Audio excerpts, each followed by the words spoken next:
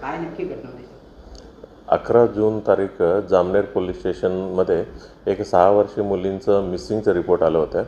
6 वर्षीय मुलींचं रिपोर्ट झाल्यानंतर तिथं पोलीस आणि गावकरी सर्व गावाच्या आजूबाजूला सर्चिंग केलेलं आहे आणि अंदाजे त्या दिवशी 10 वाजता रात्री मुलींचं बॉडी सापडलं होतं आणि आमच्या पोलिसांचं तपासामध्ये हे निष्पन्न झालं की त्याच गावातली राहणाऱ्या एका माणसाने त्या मुलींवरती अत्याचार केला आणि त्या मुलींना मर्डर केलं हे निष्पन्न झालं.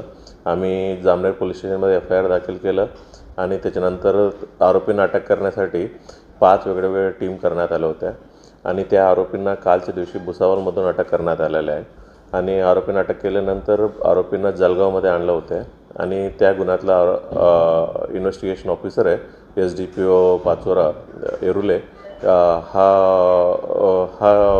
इथं जळगावात येऊन अटकच्या कारवाई चालू होत्या. त्याच दरम्यान जामनेर पोलीस स्टेशनमध्ये काही लोक जमा झाला आणि काही लोक जमा होऊन त्यांनी असे डिमांड करत होते की आरोपींना आमच्या ताब्यात द्यावी आणि आरोपींना आम्ही त्यांना शिक्षा देऊ असे डिमांड करत होता. तिथलं पोलीस स्टेशनला मध्ये असलेले अधिकारी आणि कर्मचारी ते पब्लिकला समजून सांगत होता की म्हणजे आरोपींना अशा ताब्यात देणं शक्य नाही आहे. ही गोष्टी समजवत असताना काही वेळानंतर रास्ता रोको केलं आणि तिथं तणावपूर्ण वातावरण झालं होतं आणि पोलिसांवरती दगडफेक झालं आणि त्याच्यानंतर पोलिसांनी स्वल्प बल वापरून त्यांना ते पब्लिकला डिस्पर्स करण्यात आले होते आणि त्या दगडफेकमध्ये 15 पोलिसांना जखमा झालं. त्याच्यापैकी 6 पोलीस आताही हॉस्पिटलाइज्ड आहे आणि कोणी सिरियस नाही आहे आणि त्याच्यानंतर जामनेर पोलीस स्टेशनमध्ये काल झालेलं ही घटनाचा गुन्हा दाखल करण्यात आलेला आहे आणि 15 लोकांना अटकचा कारवाई करण्यात आलेला आहे. सर्व बांधवांना मी हीच आवाहन करू इच्छिते. आरोपींना आम्ही अटक करण्यात आलेला आहे.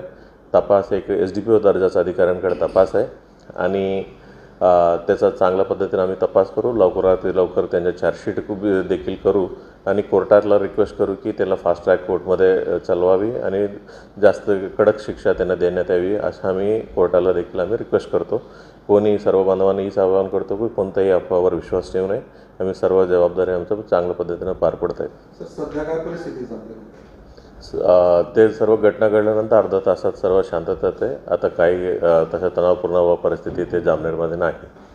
किती जणांच्या विरोधात एकूण गुन्हे दाखल करण्यात आले? 15 जणांना अटक केली. गुन्हे किती जणांच्या विरोधात? गुन्हे म्हणजे ते काही लोकांचं नावासहित घेतलं होतं आणि त्याच्यानंतर इतर आरोपी म्हणून घेण्यात आलेलं आहे. ते सर्व CCTV फुटेज आमच्याकडे आहे. जे कोणी म्हणजे अशा कृत्य केलं तर सर्वांचं नाव निष्पन्न करून त्यांना अटकची कारवाई करण्यात येईल. सरकार पोलिसांना